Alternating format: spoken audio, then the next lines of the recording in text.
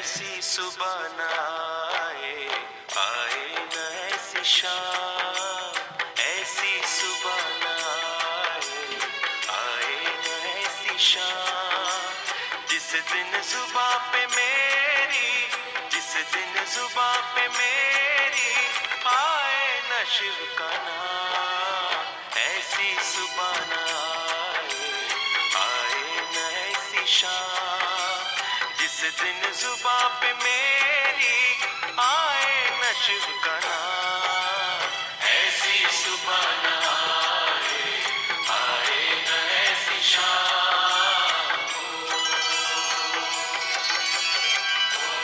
नमः शिवाय, नमः शिवाय, नमः शिवाय, नमः शिवाय।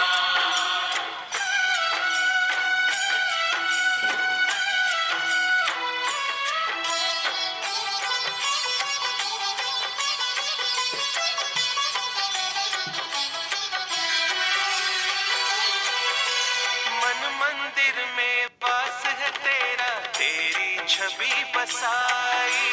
प्यासी आत्मा बन के जोगन तेरी शरण में आई।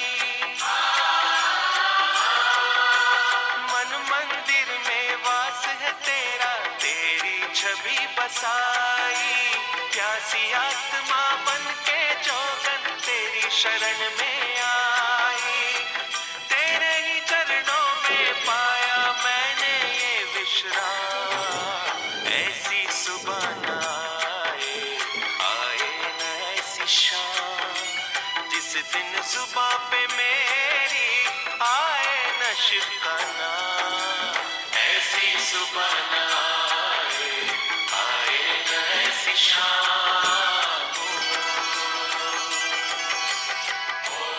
नमः शिवाय, नमः शिवाय, नमः शिवाय, नमः शिवाय।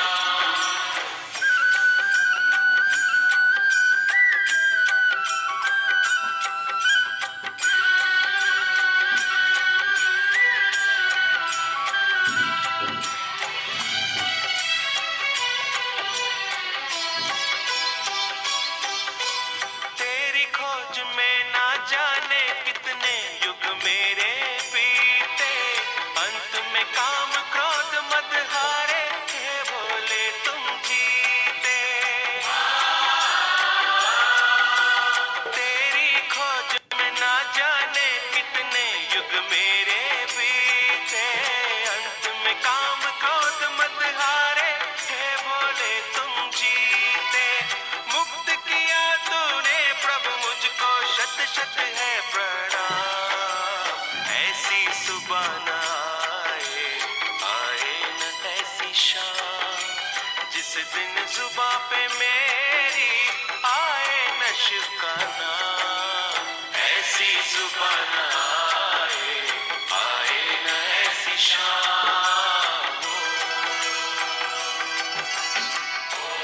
नमः शिवाय, नमः शिवाय, नमः शिवाय, नमः शिवाय।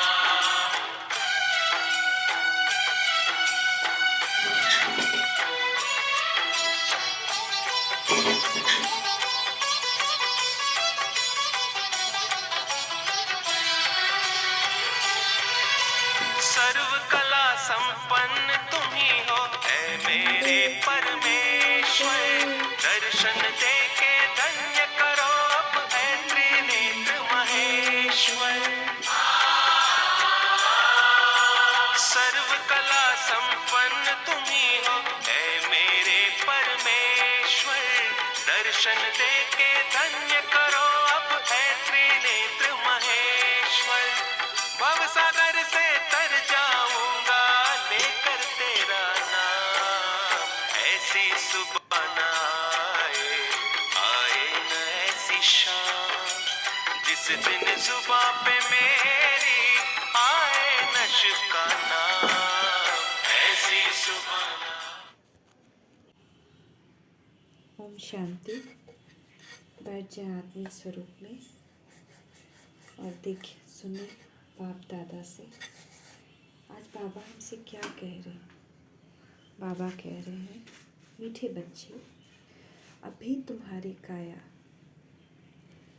मीठे बच्चे अभी तुम्हारी काया बिल्कुल पुरानी हो गई है। बाप आए हैं तुम्हारी काया कल्प वृक्ष समान बनाने। कहते हैं ना, कहावत है ना, काया कल्प करनी। काया कल्प करनी मतलब कल्प वृक्ष के समान हमारी काया करने। तुम आधा कल्प के लिए अमर बनते हो। अमर अर्थात हमारी जो मृत्यु है वो अकाले मृत्यु नहीं होती। आज के युग में देखें तो कितनी अकाले मृत्यु होती है। तो जब हम ये ज्ञान लेते हैं, योग बल जमा करते हैं, तो इसका जो फल है वो हमें 21 जन्म तक एटलीस्ट मिलता है। बट मेरा खुद का अनुभव है कि 84 जन्म तक मिलता है। ये सब वही है पुरुषार्थ, नंबरवार पुरुषार्थ अनुसार। आज का प्रश्न है, इस वंडरफुल नाटक में कौन सी बात बहुत ही समझने की है। तो इसका उत्तर बाबा दे रहे हैं, इस नाटक में जो भी एक्टर्स हैं, पात्रधारी, उनका चित्र केवल एक बार ही देख सकते हैं। फिर वही चित्र 5000 वर्ष बाद देखेंगे। 84 जन्मों के 84 चित्र बनेंगे और सभी भिन्न भिन्न होंगे, है ना। कर्म भी किसके साथ मिल नहीं सकते। जिसने जो कर्म किए वह फिर 5000 वर्ष बाद करेंगे। यह बहुत ही समझने की बात है। किसी के भी फीचर्स या फ्यूचर्स एक नहीं, किसी के भी संस्कार एक नहीं, सब अलग। इनफैक्ट खुद एक आत्मा के 84 डिफरेंट फेसेस होंगे, 84 डिफरेंट फेसेस। तुम बच्चों की बुद्धि का ताला अभी खुला है, तुम ये राज सबको समझा सकते हो। तो बहुत आश्चर्य की बात है। यही एक प्रश्न कल मुझसे 7 डेज कोर्स में एक आत्मा ने किया कि क्या हमारे फेसेस सेम होते हैं हमेशा। तो नहीं, लेकिन हम अपनी छवि देखते हैं। जब हम पिछले जन्म में जाते हैं तो हम अपने आप को पहचान पाते हैं उस एनर्जी से, उस छवि से, वो फीलिंग से। क्योंकि इस जन्म में फीमेल, अगर किसी जन्म में मेल हुए, तो अगर हम जब पिछले जन्म के दृश्य देखते हैं तो हम खुद को कैसे पहचानते हैं। हम अपनी एनर्जी से पहचानते हैं कि हम हैं ये। आज का गीत है, भोलेनाथ से निराला कोई और नहीं, बद्रीनाथ से निराला कोई और नहीं। ओम शांति। भोलानाथ सदैव शिव बाबा को कहा जाता है।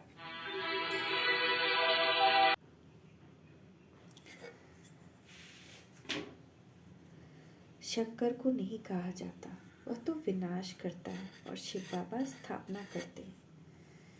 तो यह ज़रूर है कि स्थापना स्वर्ग की और विनाश नर्क का करेंगे। स्वर्ग का विनाश हो सकता है क्या?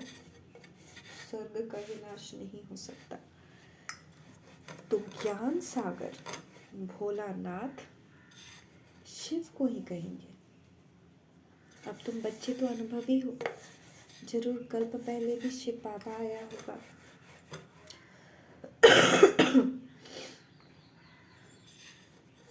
और अब आया है ज़रूर, उनको आना है ज़रूर, क्योंकि नई मनुष्य सृष्टि को रचना है। इस ड्रामा के आदि मध्य अंत का राज बताना है, इसलिए ज़रूर यहाँ आना है। सूक्ष्म वतन में तो नहीं बताएंगे, सूक्ष्म वतन की भाषा अलग है। ये राज किसी को सूक्ष्म वतन में नहीं बताया जा सकता, क्योंकि सूक्ष्म वतन में टॉकीज़ होती है, वर्ड्स नहीं होते। जैसे कि म्यूट मूवी चलती है, बट हम सब कुछ समझ सकते हैं।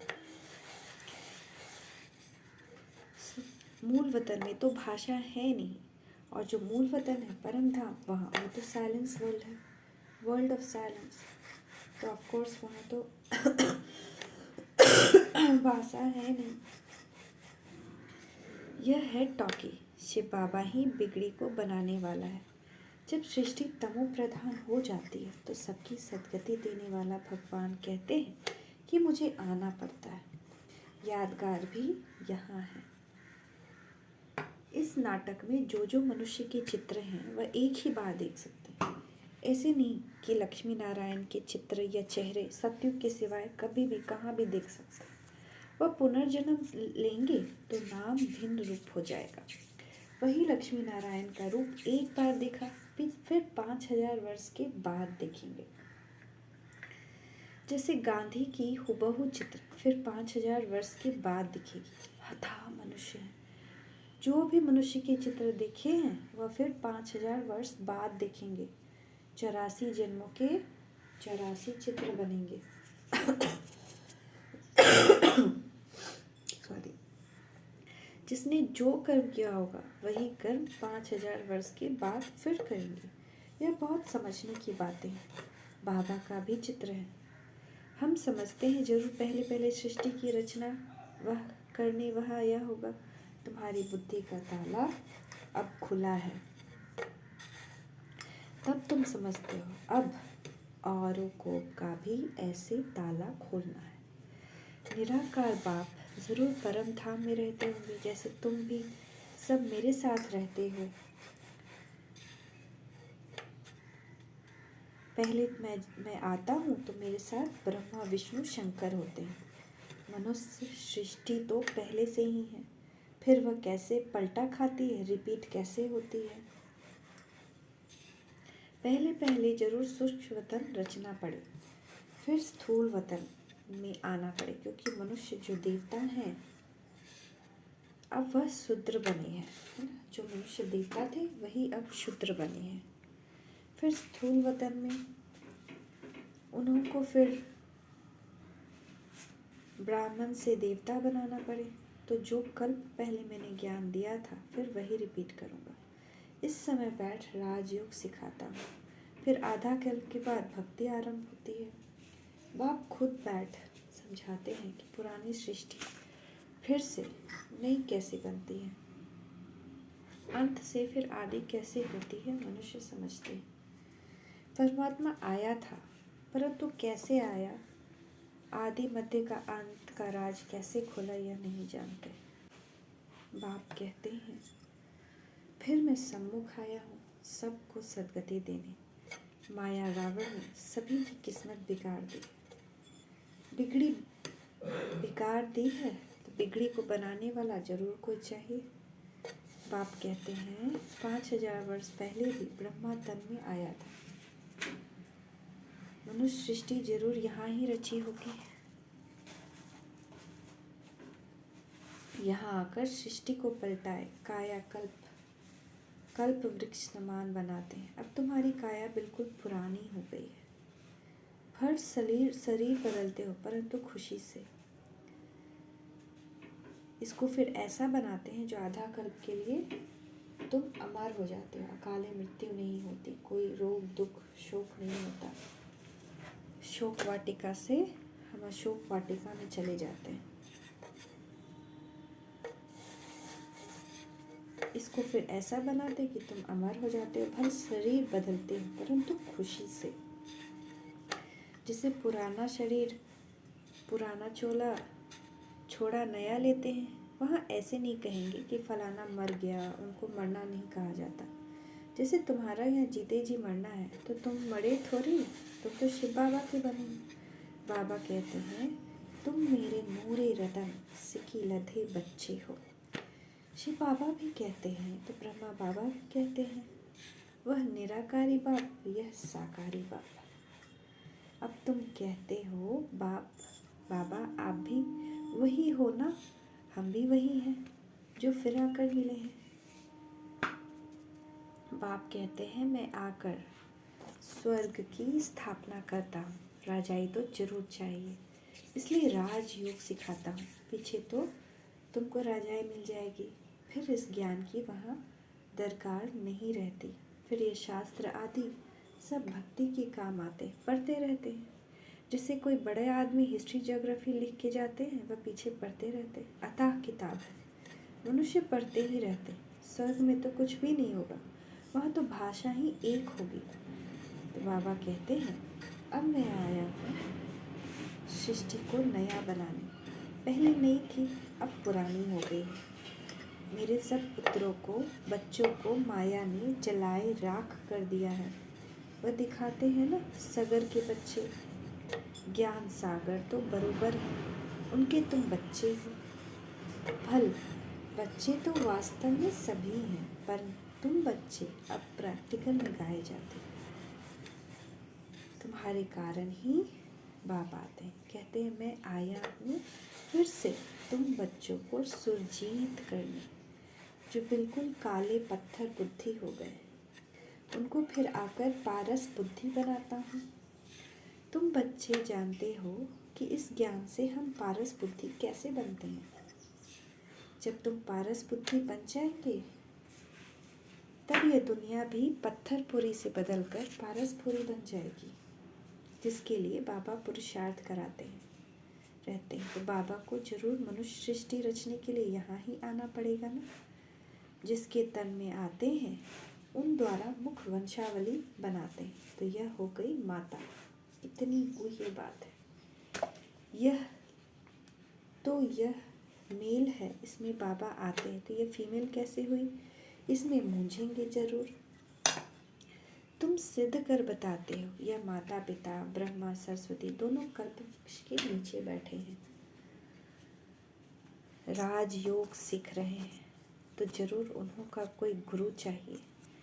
ब्रह्मा सरस्वती और बच्चे सभी को राज ऋषि कहते हैं।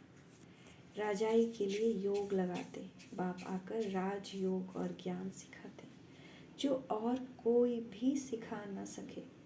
न कोई का राज योग है, वह तो सिर्फ कहेंगे योग सीखो। योग, हठ योग तो अनेक प्रकार के होते हैं, राजयोग कोई भी सिखला न सके। भगवान ने आकर राजयोग सिखाया है। कहते हैं हमको कल्प कल्प फिर आना पड़ता है, जब जब मनुष्य सृष्टि नई रचना रचनी होती है। प्रलय तो होती नहीं, अगर प्रलय हो जाए तो फिर हम आवे किस में, निराकार आकर क्या आकर करेंगे। बाप समझाते हैं सृष्टि तो पहले से ही है, भक्त भी हैं, भगवान को बुलाते भी हैं। इससे सिद्ध है कि भक्त हैं। भगवान को तो आना ही है तब जब भक्त बहुत दुखी हैं। कलयुग का अंत है, रावण का राज्य खत्म होना है, तभी मुझे आना पड़ता है। बरोबर इस समय सभी दुखी हैं, महाभारी लड़ाई सामने खड़ी है। यह पाठशाला है, यह एम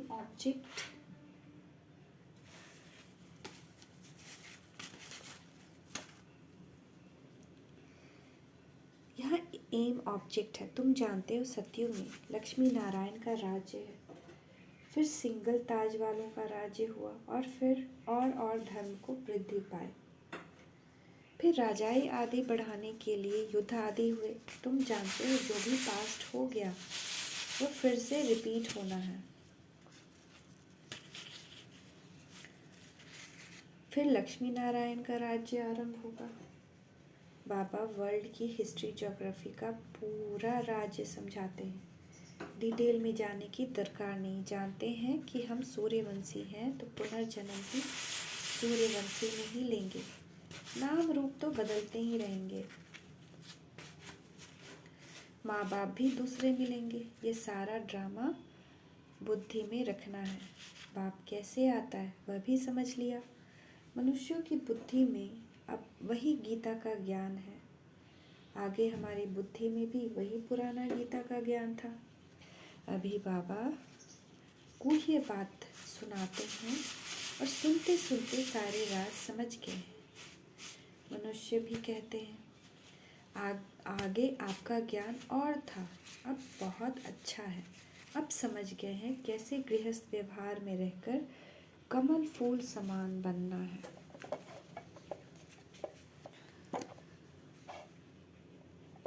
खुद बेहद का बाप यह सबका अंतिम जन्म है। मरना भी सबको है। खुद बेहद का बाप कहते हैं, तुम पवित्र बनने की प्रतिज्ञा करो तो 21 जन्म के लिए स्वर्ग के मालिक बनेंगे। यहाँ तो कोई पदमपति है तो भी दुखी है। काया कल्पतरु होती नहीं, तुम्हारी काया कल्पतरु होती है। तुम 21 जन्म मरते नहीं। बाप कहते हैं, यहाँ आएंगे भी वही जो सूर्यवंशी चंद्रवंशी काम चिता पर बैठ सावरे हो गए हैं। इसलिए राधे कृष्ण श्री नारायण सबको सावरा दिखाते हैं। अभी तो सभी सावरे हैं, काम चिता पर बैठने से सावरे हो गए हैं। अब तुमको काम चिता से उतरकर ज्ञान चिता पर बैठना है। विष का हथियाला कैंसिल कर ज्ञान अमृत का हथियाला बांधना है। समझाना ऐसे है जो वह कहे कि तुम तो शुभ कार्य कर रहे हो। जब तक कुमार कुमारी हैं तो उनको मूत पलीती नहीं कहेंगे। बाप कहते हैं तुमको गंदा कभी नहीं बनना है। आगे चलकर ढेर आएंगे, कहेंगे यह बहुत अच्छा है। ज्ञान चिता पर बैठने से तो हम स्वर्ग के मालिक बनेंगे। अक्सर ब्राह्मण की सगाई कराते हैं। राजाओं के पास भी ब्राह्मण रहते हैं, उन्हों को राजगुरु कहते हैं। आजकल तो सन्यासी भी हथियाला बांधते हैं। तुम जब यह ज्ञान की बात सुनाते हो तो लोग बहुत खुश होते हैं, झट राखी भी बंधवा लेते हैं। फिर घर में झगड़ा भी होता है। कुछ सहन तो ज़रूर करना पड़ता है। तुम हो गुप्त शिव शक्ति सेना, तुम्हारे पास कोई हथियार नहीं। देवियों को बहुत हथियार दिखाते हैं। यह सब ज्ञान की बातें हैं, यह हैं ही योग बल की बातें। तुम योग बल से विश्व की बादशाही लेते हो, बाहुबल से हद की राजाई मिलती है। बेहद की राजाई तो बेहद का मालिक ही देंगे। लड़ाई की कोई बात नहीं। बाप कहते हैं, मैं कैसे लड़ाऊंगा, मैं तो लड़ाई झगड़ा मिटाने के लिए आया हूँ। फिर इनका नाम निशान भी नहीं रहता। तब तो परमात्मा को सब याद करते हैं, कहते हैं मेरी लाज रखो। फिर भी एक में निश्चय नहीं है तो और को पकड़ते रहते हैं, कहते हमारे में भी ईश्वर है। फिर अपने में भी विश्वास नहीं रखते, गुरु करते हैं। जब तुम्हारे में भगवान है तो गुरु क्यों करते हो? यह तो बात ही न्यारी है। बाप कहते हैं, कल्प पहले भी मैं ऐसे ही आया था जैसे अब आया हूँ। अब तुम जानते हो रचता बाप कैसे बैठ रचना करते हैं। यह भी ड्रामा है।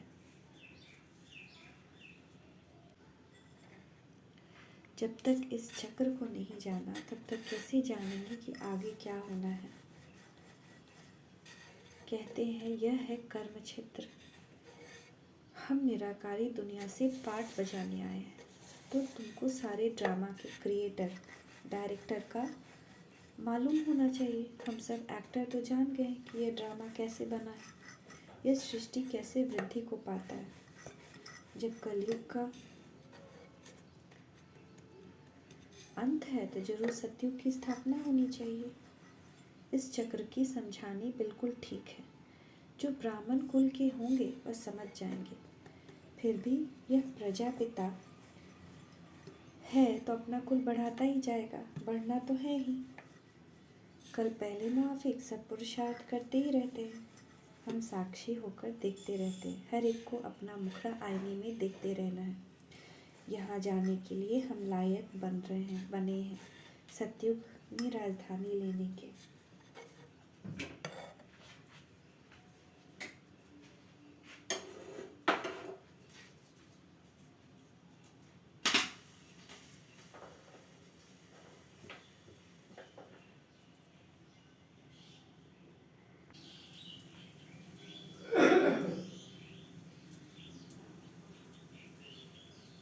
यह कल की बाजी है। जो जितना सर्विस करेंगे, तुम तो बेहद के रूहानी सोशल वर्कर्स हो।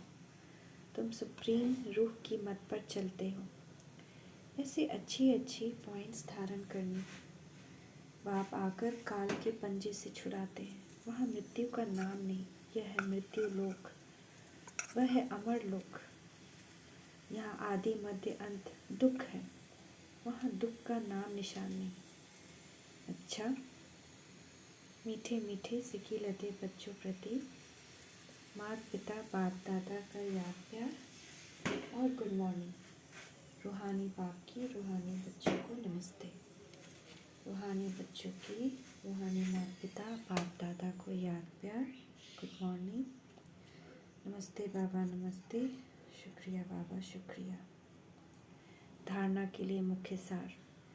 हम निराकारी बाप और साकारी दोनों बाप के सिकी लदे नूरे रतन हैं। हम शिव बाबा के जीते जी वारिश बने, इसी नशे में रहना है। योग बल से विश्व की राजाई लेनी है। पवित्रता की राखी बांधी है तो सहन भी करना है। पतित कभी नहीं बनना है। वरदान। देखिए बाबा का वरदानी हस्त अपने मस्तक पर। सुख के सागर बाप की स्मृति द्वारा दुख की दुनिया में रहते हुए सुख स्वरूप भव। सदा सुख के सागर बाप की स्मृति में रहो तो सुख स्वरूप बन जाएंगे। चाहे दुनिया में कितना भी दुख अशांति का प्रभाव हो, लेकिन आप न्यारे और प्यारे हो। सुख के सागर के साथ हो, इसलिए सदा सुखी, सदा सुख के झूले में झूलने वाले हो। मास्टर सुख के सागर बच्चों को दुख का संकल्प भी नहीं आ सकता, क्योंकि दुख की दुनिया से किनारा कर संगम पर पहुंच गए हैं। सब रस्सियां टूट गई तो सुख के सागर में लहराते रहो। आज का स्लोगन है, मन और बुद्धि को एक ही पावरफुल स्थिति में स्थित करना ही एकांतवासी बनना है। मन और बुद्धि को एक ही पावरफुल स्थिति में स्थित करना ही एकांतवासी बनना है। ओम शांति, ओम शांति, ओम शांति।